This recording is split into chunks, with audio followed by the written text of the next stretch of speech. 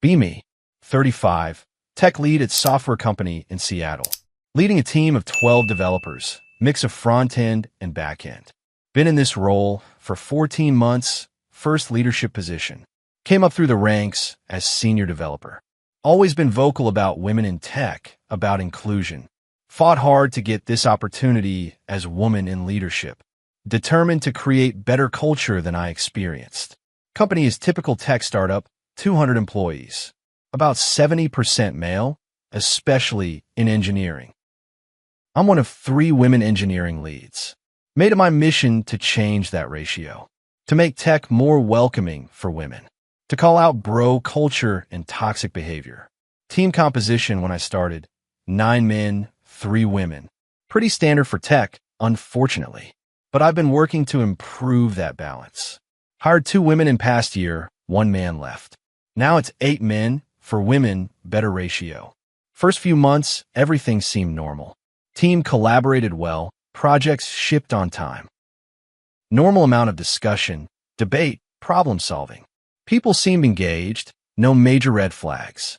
Then around month 6, started noticing something strange. The men on my team stopped talking to me in person. They'd send Slack messages instead of walking over. They'd email instead of coming to my desk. Everything became digital, nothing face-to-face. At first thought it was just remote work culture. COVID changed how people communicate. Everyone uses Slack now. But it's more than that. It's deliberate avoidance. They'll talk to each other in person, just not to me. Watch them collaborate at their desks, normal conversations. But when they need to talk to me, it's always written. Even when I'm sitting 10 feet away, they'll Slack me, instead of just turning around and asking. The women on my team don't do this. They talk to me normally. Come on my desk, have casual conversations. We collaborate fluidly, both written and verbal. But the men have gone completely digital only with me. Try to address it casually in stand-up one morning. Hey, you guys know you can just talk to me in person, right? Don't need to Slack everything. I'm right here. Awkward silence. They nod but don't change behavior. Next day, same thing. All communication through Slack or email. Even in meetings, the men are different now. They don't make eye contact with me. They address the room instead of me directly. Keep all their comments formal and documented. Notice they've started recording all our meetings. Why are we recording stand-up? I ask one day. Kevin, 28, senior developer, answers carefully.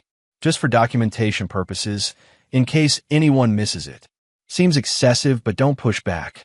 Also notice they've stopped joining me for lunch. Used to have casual team lunches, grab food together. Now the men always have excuses, always busy. The women still join me, but the men vanish. See them getting lunch together, just not with me. One afternoon, need to discuss a technical decision with Alex. Alex is 31, been with company 4 years, solid backend developer. Walk over to his desk. Hey Alex, got a minute to discuss the API design. He looks uncomfortable. Can you Slack me the details? I'm literally right here. Can we just talk about it? He's visibly anxious. I'd prefer to have it in writing. This is getting ridiculous. It's a technical discussion. Alex, what's going on? Why won't you just talk to me? He's choosing words very carefully. I just think it's better to keep everything documented. Better for who? Better why? Long pause. He won't look at me. Just my preference. Please Slack me the details. Walk away frustrated. Something is seriously wrong. Bring it up with my manager, Sarah. She's VP of engineering. The men on my team have stopped talking to me in person. Everything is Slack or email. They're avoiding me. She looks concerned. Any idea why? No. That's what I'm trying to figure out. Has there been any conflict, any incidents? Think about it. Can't remember any major issues. Not that I can think of, just normal work stuff. She suggests I talk to them directly, address it. Maybe have one-on-ones, see what's going on. Schedule one-on-one with Kevin. He's been here longest. He shows up with a notebook, sits across from me formally. Thanks for meeting, Kevin. Wanted to check in on team dynamics. He's immediately guarded. Everything's pine from my perspective. The guys have stopped talking to me in person, all digital now. Have you noticed that? Is there a reason? He shifts uncomfortably. Just efficient communication. Kevin, be honest with me. What's really going on? Long silence. He's clearly debating something. Can I speak candidly without it affecting my performance review? Of course, I want honest feedback. He takes a deep breath. Decision made. We're protecting ourselves. Protecting yourselves from what? From potential HR issues, from misunderstandings, from situations that could be taken the wrong way. This shocks me. What situations? I don't understand. He's speaking carefully, measuring every word. After what happened with Derek, we all got nervous. Derek, one of the developers who left 8 months ago. What about Derek? He left for another opportunity. Kevin looks at me like I'm being deliberately obtuse. He left because of the HR complaint you filed. Feel defensive immediately. That was a legitimate issue. He made an inappropriate comment in a meeting. Kevin nods slowly. He made a joke about Stack Overflow, said something about copying code, standard developer humor. You reported it as creating hostile work environment. Remember that differently. It was more than just a joke. He was being dismissive of junior developers who ask questions, making them feel stupid for not knowing things. Kevin is quiet, then speaks carefully. That's not how the rest of us heard it. We heard a standard joke about how all developers use Stack Overflow, but you reported him to HR for making people feel unwelcome. He continues. HR investigation took 3 weeks. Derek had to meet with him 5 times. It went in his file. His manager got involved. It affected his review.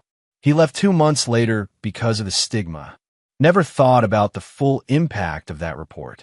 I was trying to create an inclusive environment.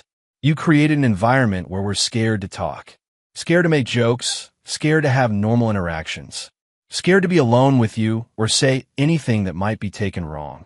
This is not what I intended at all. So, you all decided to only communicate in writing. He nods. We have a rule now, nothing verbal with you. Everything documented, everything in Slack or email. Never alone with you. Always witnesses if we have to interact. The rule they created, like I'm a danger to them. That's excessive. I'm not trying to trap anyone. Kevin's expression suggests he doesn't believe that. What about the thing with Brad last month? Brad is 34, front-end developer, quiet guy. What thing with Brad? He held the door for you coming into the building. You told him that was benevolent sexism, that you don't need men to hold doors, can do it yourself. Do remember that. Thought I was making a point. I was pointing out gendered assumptions about helpfulness. Kevin shakes his head. You made him feel like shit for doing something nice, something he'd do for anyone. Now he walks ahead of you and lets doors close. Because he's scared to be accused of sexism again. Feel defensive, but also uncomfortable. What about the code review situation with Mike? Mike is 29, mid-level developer. What code review situation? He pushed back on one of your PRs, found a bug. You said he was being condescending. Said he wouldn't question a male, lead the same way. Remember that clearly he was being difficult. He was being unnecessarily critical of my approach. Kevin looks directly at me now. He found an actual bug, a race condition you missed. He was doing his job as a reviewer, but you made it about gender instead of the code. He's not done. More examples coming. Or the time you corrected Jason's terminology in stand-up. He said, you guys referring to the team? You stopped the meeting to lecture about gendered language. Made him apologize for saying guys instead of team.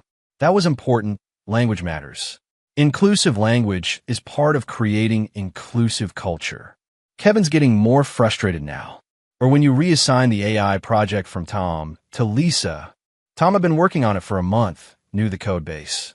You gave it to Lisa because you said she needed visibility. Even though she had less experience with ML, was trying to give opportunities to women on the team. I was creating growth opportunities for underrepresented talent. You were taking work from qualified people based on gender. Tom spent a month on that project, then got it taken away. Not because of his performance, because he's male. He leans forward, voice firm. Do you know what it's like to work on a team where you're constantly monitored? Where every word could be taken as sexist or inappropriate? Where doing good work doesn't matter as much as your gender? where you can't be yourself because everything is a potential HR problem. Each word lands hard, uncomfortable truths. We're all walking on eggshells all the time. Can't make jokes, can't disagree, can't even hold doors. Everything we do is analyzed through a gender lens. Instead of just being colleagues working on code. Feel tears threatening. This is devastating. So the email-only rule is to protect yourselves. For me, reporting normal interactions as problematic. He nods. Written communication can't be misinterpreted. If you say I said something inappropriate, I have proof. If you claim I was condescending, the email shows context. It's the only way we feel safe working with you. The word safe hits hard. They don't feel safe with me. Does everyone feel this way? Kevin is quiet for a moment. All the guys do. We've talked about it. We all agreed on the email-only rule. We all avoid being alone with you. We all record meetings to protect ourselves. Feel sick? I've created this environment. What about the women on the team? They seem fine. They talk to you normally. Kevin nods because they're not at risk. You don't analyze their every word for sexism. You don't report them for being condescending. They can just be themselves. We can't. We sit in uncomfortable silence. I never meant to create this, never wanted this. He softened slightly. I believe you meant well, but impact matters more than intent. And the impact is that half your team is terrified of you. My own words about impact used against me. Is this why people are leaving the team? 2 developers left in past 6 months, both men. Thought they left for better opportunities. Derek left because of the HR thing. Chris left because he couldn't take the environment anymore. So it was the most stressful job he'd ever had. Not because of the work, because of the culture you created. Feel completely devastated. This is worse than I thought. What can I do? How do I fix this? Kevin looks skeptical. Can you fix it?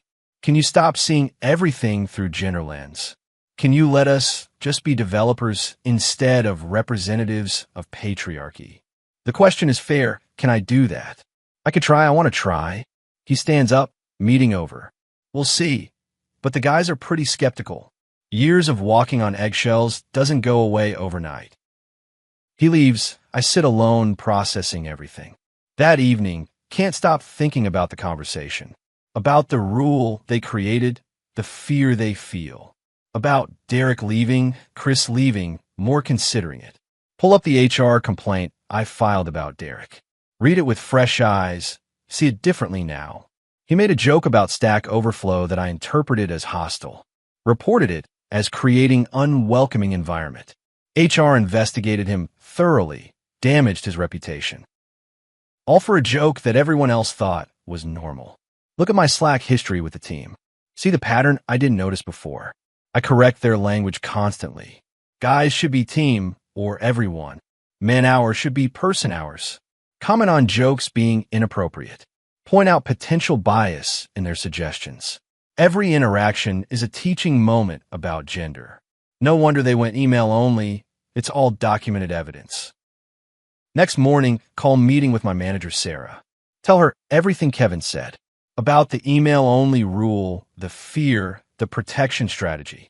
I've created an environment where the men are terrified of me, where they document everything to protect themselves, where they can't be themselves or work normally. Sarah listens carefully, not surprised. I was wondering when you'd realize this. You knew and didn't say anything. She leans back, choosing words carefully. I was hoping you'd figure it out through the feedback, but you've been resistant to any suggestion you're too aggressive, any hint that your approach might be problematic. She pulls out a folder, shows me. I've had 3 male developers asked to transfer off your team. 2 left the company, 1 I moved to another team, all citing the same issues, hostile environment, constant fear. Never knew about the transfer requests. Why didn't you tell me? I tried. You said they were resistant to having a female lead, that they couldn't handle being held accountable, that their complaints were just male fragility. She's right. That's exactly what I said. You've been so focused on advocating for women that you can't see when you're creating problems for men. Can't hear feedback that doesn't fit your narrative. She shows me more documents. Performance reviews you've written. The men consistently get needs improvement on collaboration. The women consistently get exceeds expectations, even when the metrics show the opposite.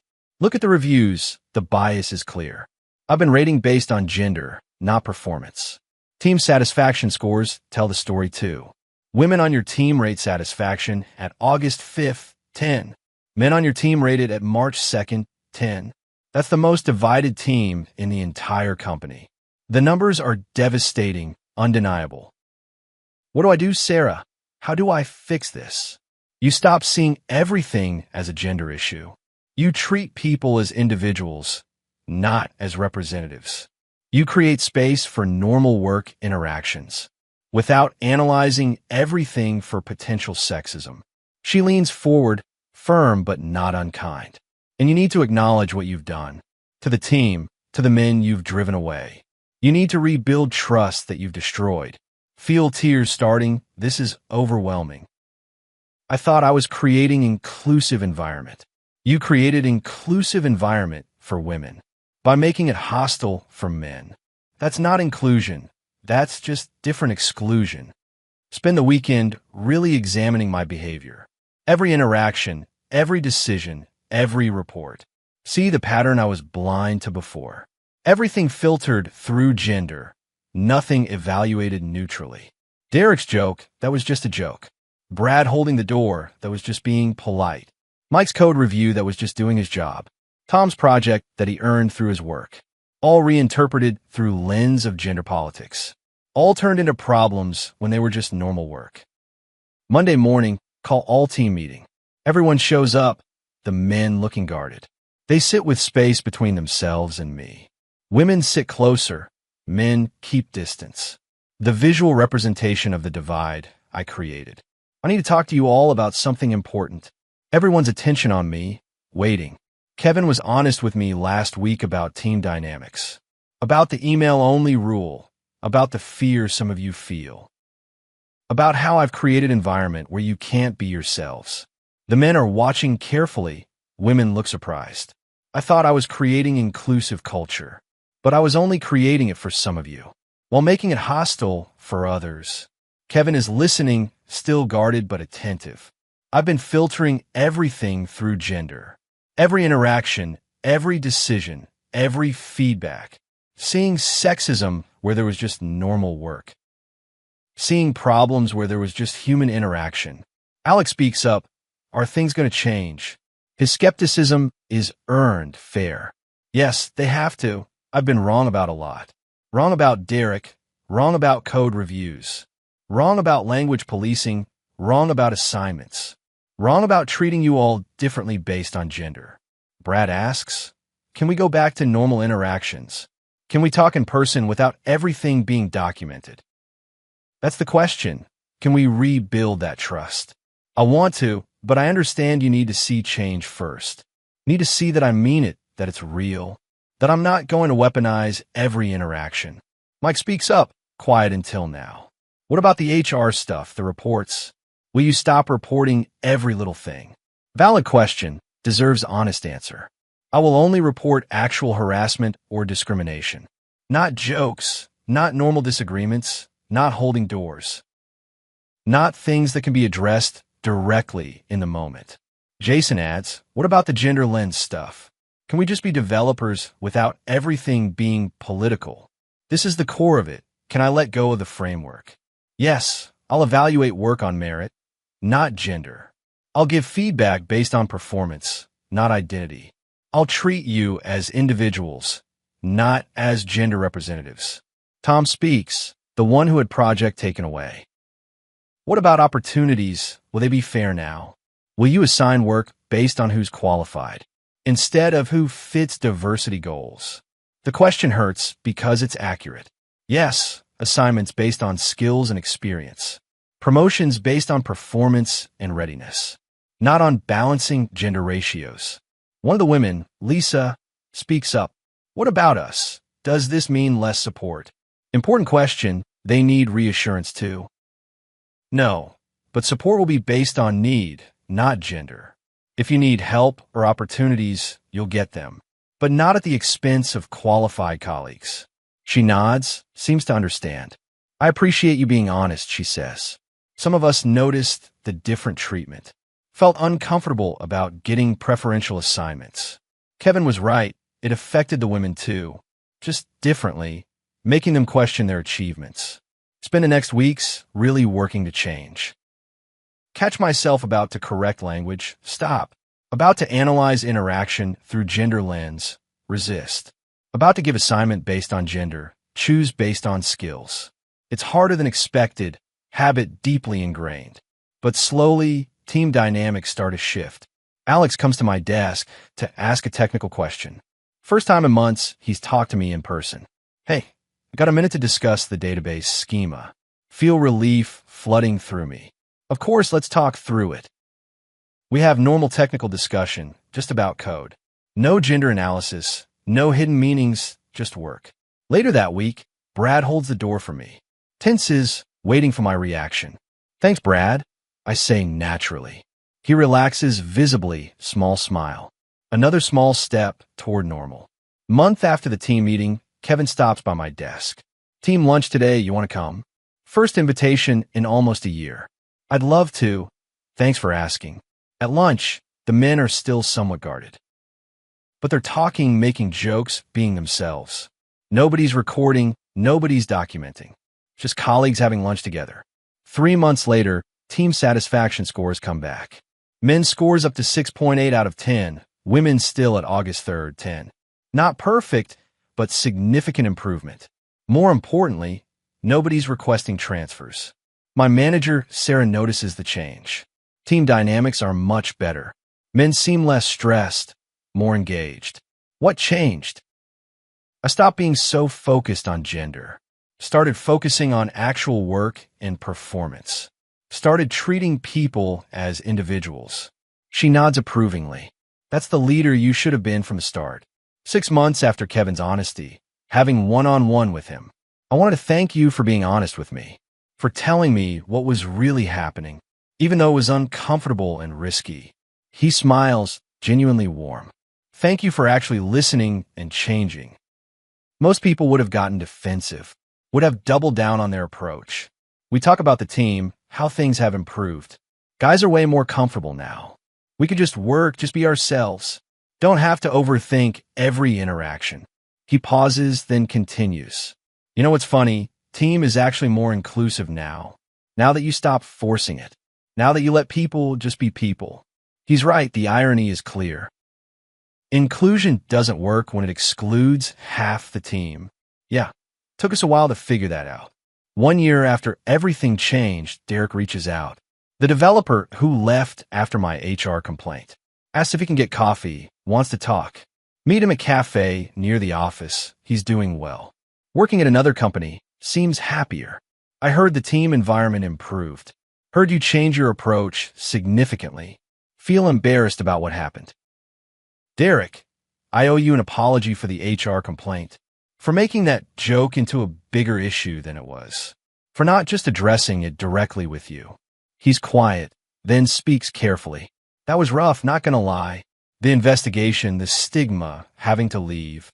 Lost friends here, lost momentum in my career. Each word is a reminder of the harm I caused. I was trying to create safe environment. But you weren't unsafe, you were just being yourself. He nods, appreciates the acknowledgement. You know what bothered me most? It was one joke one moment, and suddenly I'm in HR being investigated. No conversation first, no chance to apologize. Just straight to formal complaint.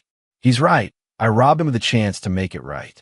I should have talked to you directly first, given you the benefit of the doubt, assumed good intent, and addressed it in the moment. He shrugs, can't change it now.